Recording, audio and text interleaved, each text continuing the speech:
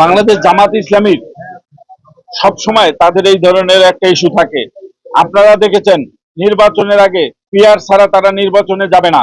পিআরের দোহাই দিয়ে সারা বাংলাদেশে তারা অসহায় মানুষদেরকে ব্ল্যাকমেল করে তারা জান্নাতের টিকিট বিক্রি করেছে।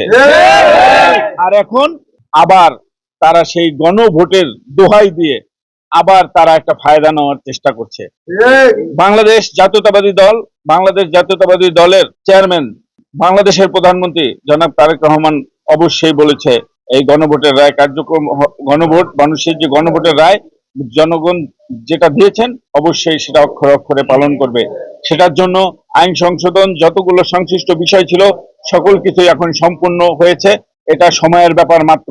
এটা নিয়ে জামাত যেটা পুঁজি করার চেষ্টা করতেছে সেইখানে তারা ব্যর্থ হবে। আমি উদাত্ত আহ্বান জানাচ্ছি বাংলাদেশের মানুষের কাছে ধৈর্য ধারণ করতে হবে। এ সকল অপপ্রচারকারীদের কথা কানে নিতে না করার জন্য আমি বাংলাদেশের সকল নাগরিকদের অনুরোধ জানাচ্ছি। ধন্যবাদ।